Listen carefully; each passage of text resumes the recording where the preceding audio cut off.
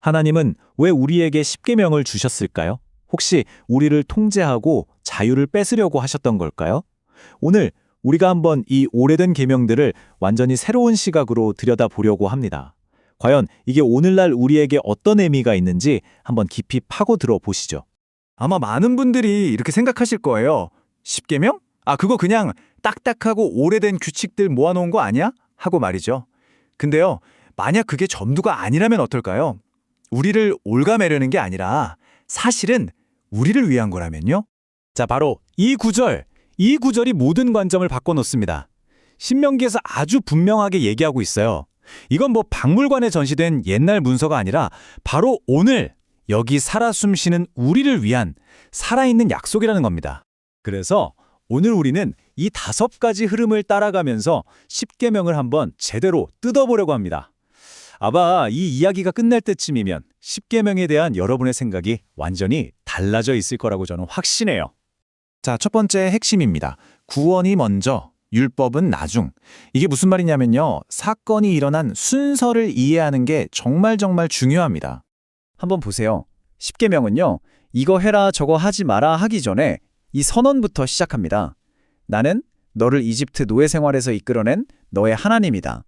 자, 어떤 규칙을 주시기 전에 하나님이 먼저 하신 일이 뭐죠? 바로 해방이었습니다. 하나님의 첫 행동은 통제가 아니라 자유였던 거예요. 구원이 먼저였습니다. 바로 이겁니다. 이게 핵심이에요.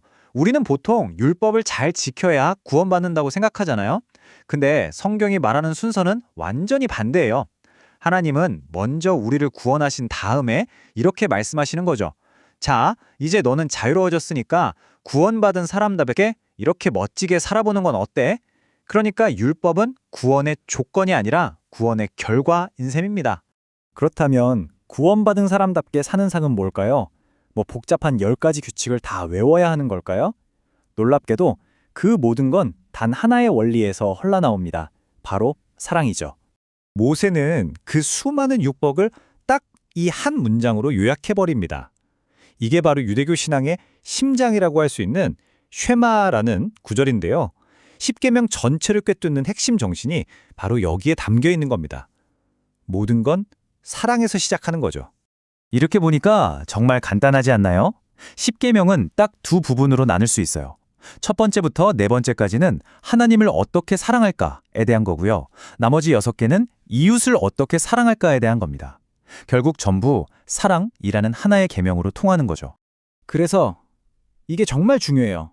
만약 사랑이라는 동기가 쏙 빠져버리면 이 계명들은 그냥 우리를 옥죄는 차가운 규칙, 율법주의가 되어버려요.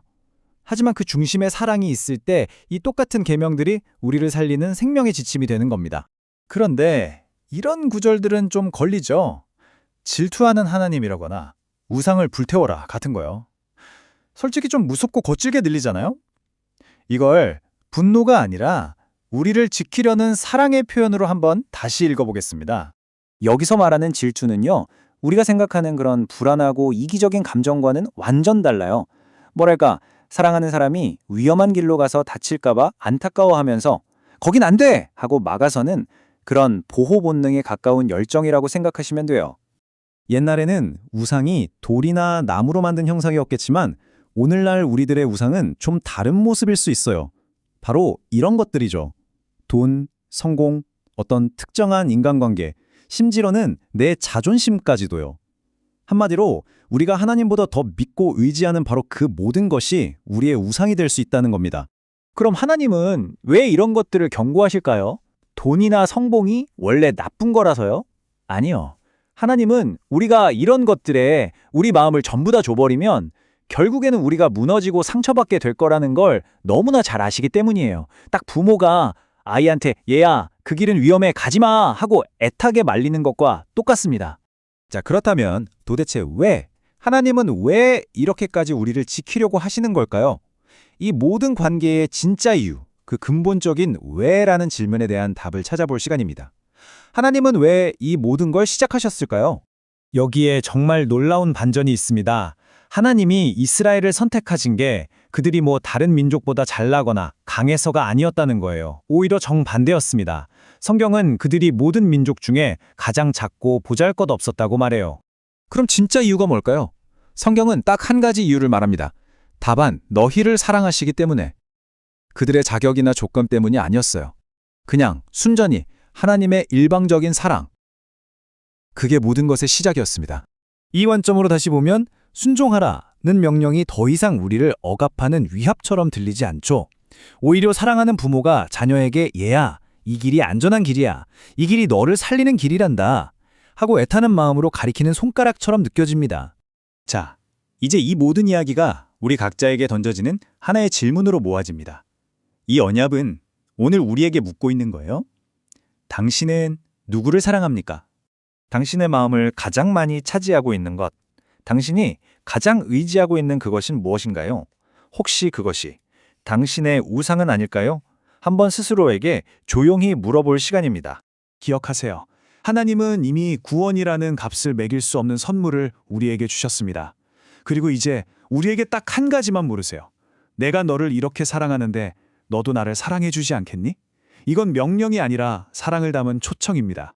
오늘 우리가 나눈 모든 이야기의 결론이 바로 이겁니다. 십계명은 우리를 꽁꽁 묶는 차가운 족쇄가 아니에요. 오히려 우리를 위험한 것들로부터 안전하게 지켜주는 따뜻한 사랑의 울타리인 거죠. 결국 모든 것은 다시 이 하나의 문장으로 돌아옵니다. 십계명은 복잡한 규칙 리스트가 아니라 바로 이 위대한 사랑의 고백을 우리의 삶 전체로 살아내라는 따뜻한 초청인 셈입니다. 네, 결국 십계명은 딱딱한 규칙집이 아닙니다. 살아있는 관계에 대한 이야기입니다. 그리고 이 놀라운 사랑의 언약은 먼 과거의 유물이 아니라 바로 오늘, 이 순간, 당신을 향한 생생한 초청입니다. 자, 이 초청에 어떻게 응답하시겠습니까?